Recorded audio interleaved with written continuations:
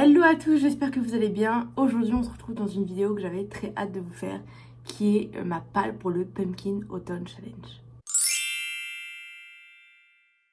Alors je suis désolée, il n'y a pas eu de vidéo les 2 dernières semaines, mais je finissais mon contrat 30 heures. Je suis beaucoup sortie avec mes amis aussi, et j'ai eu un bon coup de fatigue, donc ce qui fait que j'ai pas eu le temps de faire une vidéo, de la monter et tout le tralala en fait, parce que mine de rien ça prend quand même du temps et c'est du boulot. Mais je reviens cette semaine en espérant pouvoir tenir le rythme pour les semaines à venir. Donc on va pas plus tarder et je vais vous partager donc ma pile à lire pour le Pumpkin Autumn Challenge. Et déjà, je vous montre la petite fiche que j'ai fait cette année qui ressemble fortement à celle de l'année dernière. Mais elle est un petit peu mise au goût du jour pour cette année. Donc je vous la mettrai en barre d'infos si vous le désirez. Comme ça vous pourrez la voir et vous faire votre propre fiche. Le premier intitulé qu'on a donc c'est Automne frissonnant, avec la première catégorie qui est Viens flotter avec nous, avec les mots-clés épouvante, clown, horreur, rouge ou encore fantastique. Alors pour cette première catégorie, et même en général pour cette première partie du challenge, il n'y a pas réellement de livre d'horreur ou de ce genre de choses, parce que c'est pas quelque chose que je lis en spécialité, en fait c'est pas quelque chose vers lesquels je me tourne. Même si j'aurais pu y mettre le livre de nouvelles de mon ami Léopold Oursel qui est très bien, donc qui rentre parfaitement dans le challenge. En fait, je suis un peu bête, donc je peux le rajouter dans cette catégorie. Je vous le mettrai en photo ici parce que j'ai la flemme d'aller le chercher parce que je suis posée correctement. Mais voilà, donc déjà il y a celui-là. Et sinon j'ai pensé à mettre Recovery tome 2, donc de Momolune, qui est la suite de Recovery tome 1 en fait.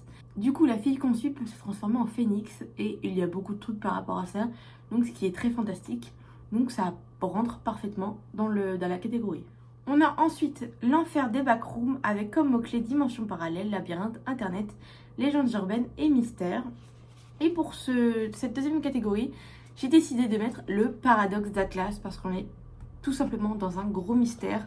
Dans le tome 1, on finit sur un cliffhanger et sur quelque chose que les élèves de l'académie ne peuvent pas expliquer. Et je pense que dans ce tome 2, ils vont essayer de savoir comment ça fonctionne. Et du coup, c'est un grand mystère, donc ça rentre parfaitement dans la catégorie. Donc voilà le magnifique bébé, je le trouve trop beau et je trouve qu'il est vraiment dans une vibe d'automne, même le premier, hein, clairement. Si vous voulez les lire en automne, je trouve qu'ils sont parfaits. Il paraît néanmoins que le tome 2 est beaucoup moins bien que le tome 1. Donc je verrai ma lecture et au moins je me ferai mon propre avis. Et je vous en dirai ce que moi j'en aurais pensé.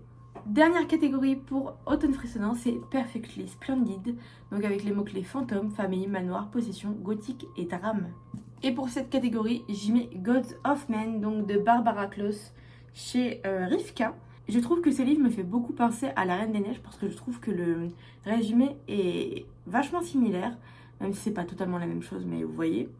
Donc on va suivre une jeune fille qui a des pouvoirs qui sont interdits et elle est douée de ça depuis la naissance en fait, et voilà. Et elle ignore en fait qu'elle a ses pouvoirs et un jour en jouant de la flûte, elle arrête par accident le cœur de sa petite sœur. Donc ce qui fait que je sais pas si elle meurt ou pas, je le saurai en le lisant. Et les gens vont découvrir qu'elle a ce pouvoir et vont commencer à la pourchasser, je pense, parce que justement avoir ce genre de pouvoir c'est interdit. Et je trouve que c'est parfait dans le drame en fait, parce que littéralement elle tue potentiellement sa petite sœur, donc c'est quand même relativement un drame. Et le mot-clé famille, parce que justement sa famille est mise dedans. Après je sais pas si dedans dans le récit entier ça fonctionne ou pas, je ne sais pas. Mais n'hésitez pas à me dire si vous avez aimé ce livre ou même en général tous les livres dont je vous parle pour avoir votre avis. J'aime beaucoup avoir votre avis. On passe ensuite à Automne des bois au-delà avec la première catégorie qui est Pomme alors, c'est le goût de la tarte aux amandes, avec les mots-clés animaux, mémoire, thé gourmand, altruisme et aide et guide. Alors quand j'ai vu animaux dans cette catégorie, je me suis dit tout de suite qu'il fallait que je mette celle qui devient le soleil parce que sur la couverture il y a littéralement un dragon, c'est un animal. Je sais que je le mets dans toutes mes piles à lire, c'est affreux. Mais le livre me fait peur en e-book, il fait énormément de pages, je vous mettrai ici le nombre de pages qu'il fait. Et je trouve que c'est une histoire assez lourde parce que c'est quand même un livre qui a l'air super complet. Et j'ai peur de m'y perdre, tout simplement. Mais j'aimerais pouvoir le lire cette année, au maximum l'année prochaine pour qu'il sorte de ma palle. Et qu'entre guillemets, il ne soit plus dans le creux de ma tête. Catégorie suivante, c'est Légende à la hache noire avec comme mot-clé médiéval, chevaleresque, quête, épopée, fantasy et illustré. Et pour celui-ci, j'y mets Circe, donc de Madeline Miller. Je ne sais pas s'il y a un lien avec le chant d'Achille, mais s'il ressemble au chant d'Achille, c'est clairement des quêtes, une épopée et un peu médiévale, je trouve, et chevaleresque. Vu que dedans il y avait la guerre, enfin bref, je trouve que l'ambiance va avec, même si c'est pas exactement ça. Je pense que je vais beaucoup aimer ce livre, mais pareil, je repousse de le lire, je ne sais pas pourquoi, mais je pense que ça va être un livre qui va être très féministe. Vu que dedans, on va y suivre donc Circe qui grandit avec les nymphes. Mais elles ont un peu du mal avec elle parce que c'est quand même quelqu'un qui est différent des gens dont ils ont l'habitude de voir. Elle a un caractère qui est très différent. Et malheureusement, elles vont l'exiler sur sur une île déserte en fait. Mais c'est peut-être à ce moment-là qu'elle va se découvrir elle-même et être au top de sa forme, quoi. Et peut-être de ses pouvoirs et de la femme qu'elle est et tout. Donc j'ai très hâte de le lire quand même. En fait, à chaque fois que je relis j'oublie le résumé. À chaque fois que je relis le résumé, ça me rappelle que je veux le lire. Donc voilà. On a ensuite la mélodie infernale de la corne de chance avec comme mots-clés monstres, créatures, expéditions et aventures. Et pour celui-ci, j'ai oublié le livre là-bas, mais c'est pas grave. C'est Six of Crow 2, parce que le premier a été littéralement une grande aventure, donc je pense que le deuxième le sera également. Et j'aime beaucoup cet univers et j'ai hâte de me replonger dedans, même si le premier avait été un peu, je dirais pas compliqué, mais j'avais eu un peu de mal à me mettre dans l'histoire, mais je sais que au bout d'une centaine de pages, ça peut le faire et que j'adorerais tout autant que le tome 1. Donc voilà. Et pour finir, on a Rocket Raccoon on the Run avec les mots-clés mutation, expérience, scientifique, science-fiction et galaxie. Et pour cette catégorie, je ne mets pas du tout de la science-fiction ou autre, mais je mets The Love Hypothesis, donc de... Je ne me rappelle plus de son nom. Je sais plus du tout, c'est pas grave, vous l'aurez de toute façon sur la couverture. Et The Love Hypothesis, c'est deux personnes qui sont dans le domaine scientifique et qui vont avoir une romance. Donc, clairement, c'est parfait pour les mots-clés et ils rentrent parfaitement dedans. Donc voilà, il en faut pas plus. On passe ensuite à Automne, douceur de vivre avec la première catégorie qui est Something Wicked This Way Come.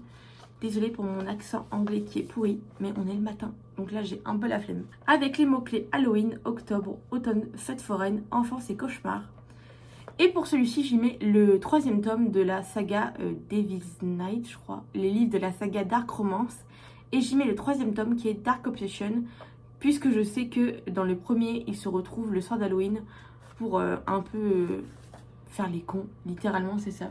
Et j'ai l'espoir que peut-être dans ce tome-ci, il refasse quelque chose comme ça. Mais bon, c'est de la dark romance, donc je trouve que le mot-clé cauchemar va bien avec.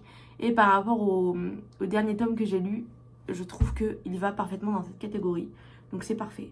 Je n'ai pas de résumé à vous faire puisque je ne m'en rappelle pas. Je me rappelle des premiers et deuxième tomes, mais du coup ce serait vous spoiler. Donc je vais lire ce troisième tome un peu sans savoir que ça parle.